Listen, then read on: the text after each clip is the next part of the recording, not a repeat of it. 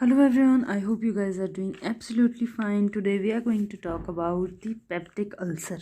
तो peptic ulcer दो type के हैं, एक्यूट क्रॉनिक। आपकी इसकी कॉजेज देख लेते हैं हम, दैट इज़ एस्पिरिन, ब्यूटाजोलिडीन। अगर इनका अब्यूज़ हो रहा है, स्ट्रेस की वजह से हो रहा है, हाइपोटेंशन की वजह से हो रहा है, मतलब कोई हेमोरेज हुआ, ये शॉक हुआ, उसकी वजह से आपका ब्लड प्रेशर कम हो रहा है, आपकी सेप्सिस हैं, कोई कुशिंग अल्सर किसको बोलते हैं कि आपका कोई सेरिब्रल मतलब ब्रेन में कोई ट्रॉमा हुआ है, और कर्लिंग किसको बोलते हैं कि बर्न की वजह से जो अल्सर होते हैं। ठीक है जी। Next is steroid ulcer, abuse of steroid की वजह से। क्रॉनिक अल्सर की बात करते हैं। क्रॉनिक में सबसे पहले हम गैस्ट्रिक अल्सर की बात करेंगे।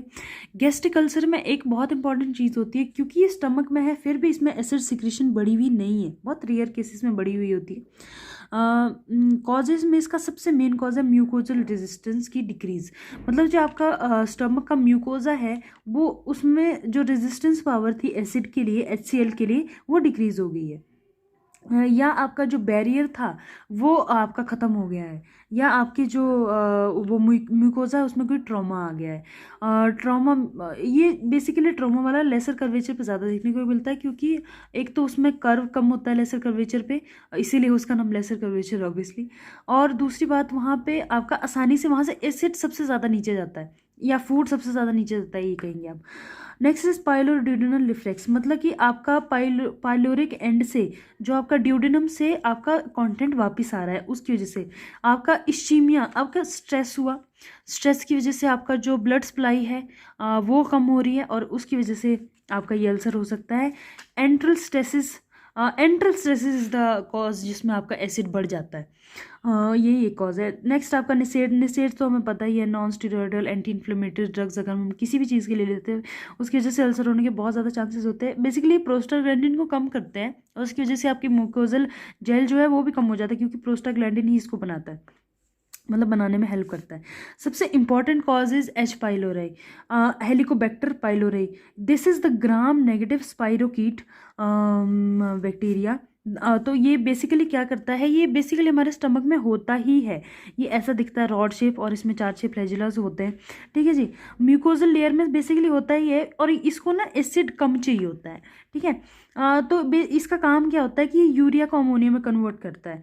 तो जब अमोनिया है, अब अमोनिया जो है गैस्ट्रिन रिलीज करता है, इसकी वजह से आपका जो एसिड सिक्रीशन है वो बढ़ जाती है, या एसिडिटी बढ़ जाती है। एसिड सिक्रीशन, एसिडिटी आपकी बढ़ जाएगी स्टमक में, और इसकी वजह से आपका जो म्यूकोजल लेयर है नॉर्मल से ज़्यादा बढ़ रहा है, तो इसलिए यो इरोजन हो जाएगा वहाँ पे।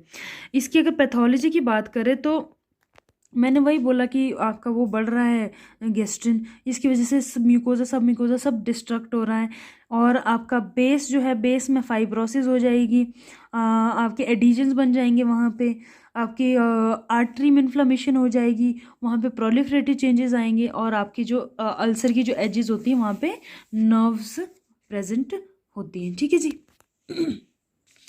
लेसर कर्वेचर पे इट इज़ 80%, एंट्रल पे आपके 10%, पाइलोरिक पे 2, कार्डियक पे 3, और फंडस पे 5% अल्सर होने के चांसेस ज़्यादा। इसका मतलब ये देख लो, आपकी 80 to 85% सिर्फ लेसर कर्वेचर पे ही होते हैं अल्सर्स अकेले में। तो इसका अब हम देखेंगे एक्यूट वन का। एक्यूट वन में ये आपका मस्कुलर कोट इन्वेड नहीं करता, मतलब मसल तक नहीं पहुंचता है, और ना स्कार छोड़ता है। पर जो क्रॉनिक वन है इसमें आपका स्कार भी छोड़ेगा, स्कार भी आपका वाइट होगा, और जो नेबरिंग स्ट्रक्चर है वो पिंक हो जाएंगे, और आपकी फाइब्रोसिस भी होगी, और सबसे इंपॉर्टेंट ये बटन लाइक स्ट्रक्चर बना देगा वहाँ पे। ठीक है जी। पेटेकियल हेमोरेज भी हो सकती है वहाँ पे, और थोड़ा सा भी आप रब करोगे या पेल्पेट करोगे वहाँ पे हेमोरेज होना शुरू हो जाएगी। ये क्रॉनिक वाले की बात थी। नेक्स्ट इन्वेस्टिगेशन क्या करेंगे। इन्वेस्टिगेशन में ऑब्वियसली ब्लड वहाँ से बहुत लूज हो रहा है, तो H भी कम हो जाएगा। ESR इसमें अगर बढ़ा हुआ होगा तो मैलिग्नेंसी के चांसेस हो सकते हैं। स्टूल में आपका ब्लड दिखेगा, थोड़ा सा ब्लड दिखेगा, टारी स्टूल होगा बिल्कुल, मतलब मलीना ब्लड इन स्टूल। डाइजेस्टिव होगा, तो इसी वजह से डाइजेस्टिव ब्लड जा रहा है नीचे, तो थोड़ा सा काला हो जाएगा वो। गैस्ट्रिक फंक्शन टेस्ट करेंगे हम राइज ट्यूब से। राइज ट्यूब से हम कंटेंट निकालेंगे। वैसे बेसिकली नॉर्मली 70 से कम होता है, पर अगर 70 से कंटेंट ज़्यादा बढ़ गया तो वो आपका अल्सर के चांसेस हो सकते हैं। नाइट फास्टिंग सिक्रीशन में मतलब सारी रात हमने कुछ नहीं खाया है, सुबह हमने आपकी ये लिया राइस ट्यूब से कंटेंट लिया है, तो नॉर्मल 400 है, इससे ज़्यादा बढ़ेगा तो दिक्कत हो जाएगी। HCl का देखेंगे हम। HCl ड्यूरनल अल्सर में 40 से 80 होता है, नॉर्मली 10 से 20 होता है, गैस्ट्रिक में 5 से 15 होता है, क्योंकि हमने बोला कि गैस्ट्रिक में एसिड ज़्यादा नहीं होता है। और जॉलिंग GE सिंड्रोम तो पता ही है आपको, उसमें 100 से 300 होता है। GE सिंड्रोम तो होता ही एसिड की वजह से है। बेजल सेल में क्या होता है कि बेजल सेल का भी हम इन्वेस्टिगेशन करवाएंगे। Basal cell secretion of that part which is excited under resting condition.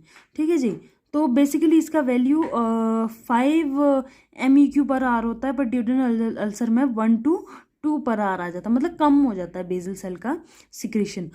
Next is आपका मैक्सिमम सिक्रीशन। मैक्सिमम सिक्रीशन देखेंगे हम, दैट इज पेंटागेस्टिन टेस्ट करेंगे, के ऑगमेंटेड हिस्टामिन टेस्ट करेंगे और हॉलेंडर इंसुलिन टेस्ट करेंगे। इन तीनों टेस्ट में क्या होता है कि हम आपके जो पेंटाग्रिन है या हिस्टामिन है, इंसुलिन है, इन सबको इंट्रामस्कुलरी देंगे और उसके बाद हम इसकी चेंजेस देखेंगे या आपके सिक्रीशंस देखेंगे उसके बॉडी के अंदर ना। सबसे इंपॉर्टेंट बेरियल मील एक्सरे। बेरियल मील एक्सरे में आपका क्रेटर दिखेगा, एक साइड से उभरा हुआ पोर्शन दिखेगा हमें एक्सरे में।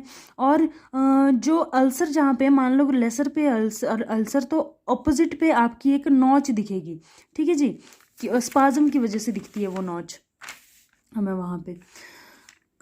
नेक्स्ट इज आपका, अगर बिनाइन है तो आपका प्रोजेक्शन लाइन से भी पेनिट्रेट कर जाएगा वो, और अगर मैलिग्नेंट है तो इरोजन इनटू फिलिंग डिफेक्ट। अब इरोजन इनटू फिलिंग डिफेक्ट क्या है कि आपका वो ड्यूडेनम को फिल नहीं करने देगा, और फिल नहीं होगा इसकी वजह से ड्यूडेनम का एक्सरे ठीक नहीं आएगा। मतलब एक्सरे करेंगे तो हमें कभी फिल लगेगा ही नहीं, बेरियल मील एक्सरे करेंगे तो फिल हमें दिखेगा ही नहीं कभी ड्यूडेनम। नेक्स्ट इज आपका एंडोस्कोपी। एंडोस्कोपी में भी हमें अगर कोई सोलन अल्सर है उसके लिए किया जाता है, अगर डिस्पेप्सिया उसके लिए किया जाता है, गैस्ट्राइटिस है, ब्लीडिंग है, ये सब के लिए हम करते हैं एंडोस्कोपी। ट्रीटमेंट में जो कंजर्वेटिव ट्रीटमेंट है, रेस्ट दे दो बंदे को। ठीक है, कोई सिडेटिव ना लेने दो। डाइट बहुत इंपॉर्टेंट है, ब्लेंड डाइट दो, और अल्कोहल, स्मोकिंग, अनिसेड वगैरह से दूर रखो। सर्जरी अगर करवानी है तो हम वेगोटोमी, पाइलोरोटोमी, मतलब वेगस नर्व को काट देंगे या पाइलोरिक एंड को काट देंगे। Next is duodenal ulcer. Duodenal ulcer बिल्कुल ऑपोजिट है गैस्ट्रिक अल्सर का, इसमें हाइपर सिक्रीशन होती है एसिड की, और आपके जो ब्लड ग्रुप O वाले लोग होते हैं इनमें ज़्यादा चांसेस होता है। एंडोक्राइन में को क्या क्या फैक्टर्स है? GE सिंड्रोम मैंने पीछे बोल दिया आपको, कुशिंग है, पैराथायरॉयड ट्यूमर है, और आपके एडिनोमाज है, एडिनोमा पिट्यूटरी पैनक्रियाज। इन सब में अगर कोई गड़बड़ है तो इस वजह से ड्यूडेनल अल्सर हो सकता है।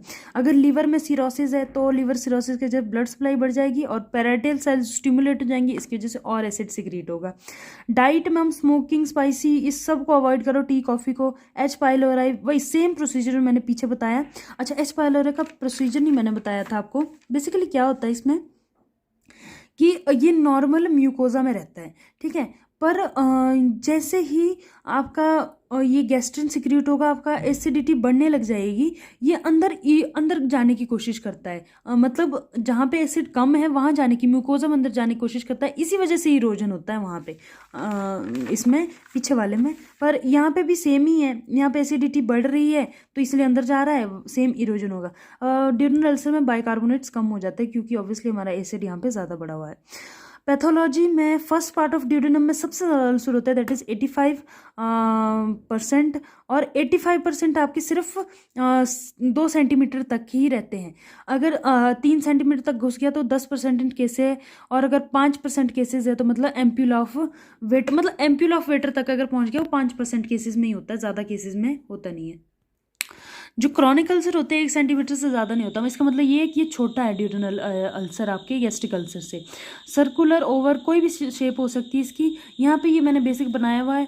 इसमें क्या है, आपके बेस में म्यूकोपुरुलेंट डिस्चार्जेस है, कंटेंट है। आपका पंच आउट अल्सर हमने पढ़े होंगे, ऐसा लग रहा है कि इसने पंच मारा हुआ है अंदर को और अंदर घुस गया, और ओवरहैंगिंग इसके मार्जिन है, ठीक है जी। नेक्स्ट इसमें किसिंग अल्सर। किसिंग अल्सर क्या होता है कि एक अल्सर किस कैसे होती है, एक बंदा यहाँ से आया, दूसरा बंदा यहाँ से आया, और यहाँ भी ऐसा ही है, एक बंदर एंटीरियर से आया, एक अल्सर पोस्टीरियर से आया, उसको बोलते हैं किसिंग अल्सर। क्लिनिकल फीचर्स की बात करते हैं तो हिमेटेमेसिस तो है इंपॉर्टेंट इसमें, पर मेलिना बहुत ज़्यादा इंपॉर्टेंट है, और सबसे ज़्यादा इंपॉर्टेंट इसकी हंगर पेन। मतलब जब आपका इसमें एसिड बढ़ा हुआ है तो एसिड कम कब होगा, जब हम खाना खाएंगे तो एसिड वो कम मतलब हो जाएगा खाना खाते टाइम पे। तो हंगर पेन होती है भूखा रहने के टाइम पे, रात को बहुत ज़्यादा पेन होती है इसको। और पेन भी कहाँ होगी, जो ट्रांसपाइलोरिक लाइन है, ठीक है, पाइलोरस के बीच में से जो लाइन जा रही है उससे उसकी 1 इंच राइट साइड में, ठीक है जी, मिड लाइन के 1 इंच राइट साइड में। इसका ट्रीटमेंट एंटाइसिस दे सकते हैं हम, क्योंकि एसिडिटी बढ़ी हुई है, और वही सेम वेगोटॉमी एंड एंटेरेक्टोमी हम करवा सकते हैं। So this is the basic theme of peptic ulcer. I hope you guys have understood well. Will see you in the next one. Bye bye for now. Thank you so much for watching.